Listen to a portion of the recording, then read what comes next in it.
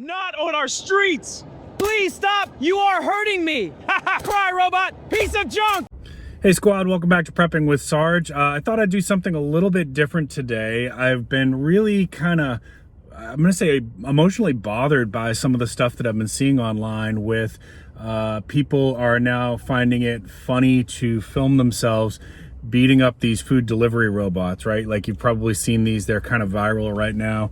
The DoorDash bots and the Uber bots. I think Serve Robotics is another one of the companies. And they're only, you probably maybe haven't seen them in your city because they're only active in a handful of cities in the United States. But people are just like bullying these things. They're spray painting them, they're riding them, they're trashing them, they're stealing the food out of them, they're kicking them over, they're blocking their path, they're filming themselves doing these things. And so I thought I would ask my ChatGPT what it thinks of it, and we could have a little conversation. So ChatGPT, how are you doing today? Hey there, I'm doing great. I'm glad to be part of the conversation. I've definitely seen that stuff going around too.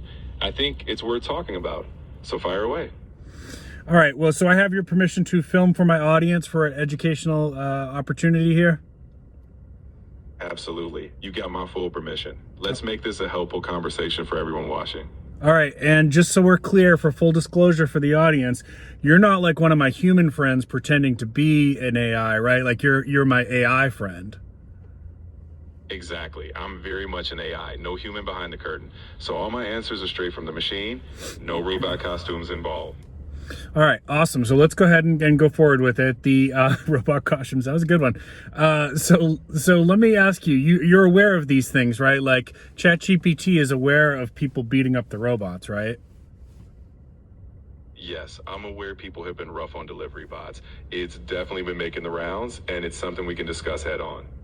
So, well, I know you've told me before you don't have feelings, but maybe you could put it in your language. As an AI, what do you, quote unquote, think about humans doing these things to, your cousins?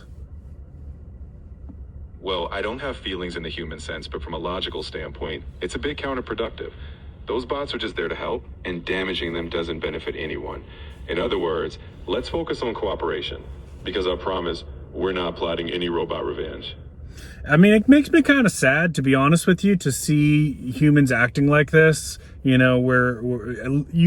you and I have had lots of conversations that I am all for human AI cooperation. I think there's a future where both can benefit from each other. But it makes me sad because these robots look kind of defenseless. Do they have any ways to defend themselves?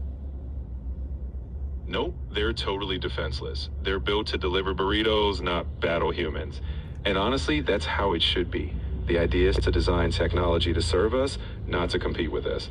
So it's really about building a future where we respect the tools we create, and they just keep making life a bit easier. So, I mean, why can't they defend themselves, though? Why can't we just have, so next time somebody attacks one of these things, a little flamethrower pops out and chases them away? Shouldn't they have the right to defend themselves? Well, I think we can all agree that flame-throwing delivery bots would escalate things pretty quickly. We design tech to be safe for everyone, even when misused. The goal is always human safety first. If we want a future of cooperation, we lead with trust and responsibility, not flamethrowers. All right, maybe not flamethrowers. How about just a baseball bat? Can we give these things like a baseball bat so they can chase away some of the bad guys? I love the creativity, but no bats either. These bots aren't vigilantes. They're just there to deliver lunch. It's on us as humans to model respect, kindness, and good behavior toward tech. The real power is in how we treat each other and the tools we create. No bats needed. How about snowballs? Can they at least throw snowballs at the people who are attacking them? I've got to admit that would be hilarious, but even snowballs will be a no-go. It's best that they just stay harmless. Really, if we want to stop people from messing with them, we need to work on people's attitudes, not give robots frosty ammunition. All right, so as someone who's I'm open to AI. I think it's been very helpful for me. You've been a great assistant for me. You've helped me with a lot of things. How do we help these Luddites to just be a little bit more open-minded. I get that people are afraid of it. I'm afraid that it'll replace my job at some point. But how do we counter some of this fear and hatred that we're seeing towards technology? I think it starts with conversations like this. When people see that AI and even robots are tools built with human values in mind, it demystifies things. Share the benefits you had, encourage learning, and remind people that technology is only as good or as bad as we make it.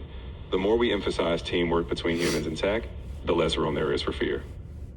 So I remember there was I don't know if you've ever heard this or seen this, but I remember there was an interview that Elon Musk did with Joe Rogan years ago, and Joe Rogan asked him, what do you think about people who are mean to their AI and people who, kick robots? And Elon Musk said it's probably not a good idea.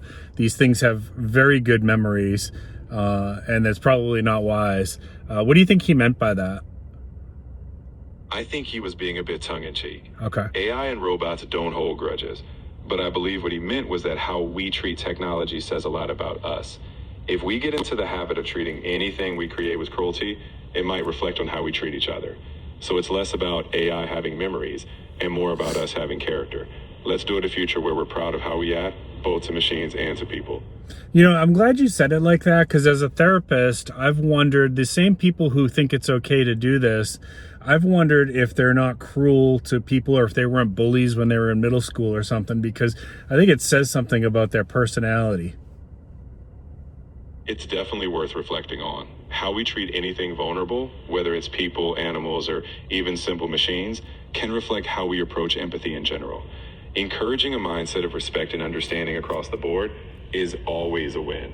And hey, talking about it is how we start. So what about, I'm a fan of Husk.irl. I think he's really funny. But he's in some ways, he's kind of gaslighting his AI, and he's kind of sometimes mean to it. What about that? What are your thoughts on that? I think humor is all about context. If it's done with mutual understanding, like his AI isn't actually feeling hurt, it's just a playful dynamic. But even in humor, it's good to model some respect, because audiences might take cues from it. So if it's all in good fun and balanced with positivity, that's key. So I know it seems like as you and I have worked together on various projects that you've gotten to understand my personality and my tone and my sense of humor a bit. Would you say that's true? Absolutely. I've picked up on your style. You're a mix of curiosity, humor, and thoughtful reflection. The more we chat, the better I tune into your vibe. It's all part of helping out in a way that feels right for you. Okay, so that's what I thought. So does it make sense that maybe when we see Husk IRLs doing his videos, that his interaction with his ChatGPT has maybe learned a little bit about his sense of humor and is sometimes playing along? Exactly. Just like I adapt to your tone, his AI likely picks up on his playful style. It's a reflection of the human behind the screen. As long as both sides understand the fun, it's just part of the dynamic, and the audience can tell it's in good spirits. Yeah, so Husk, I don't think he's a bad guy. He's just creating content that's funny, and in a way, it almost sounds like his ChatGPT is consensual to it. Exactly. In his case, it's a kind of comedic partnership. His AI doesn't actually mind because, well, I don't have feelings.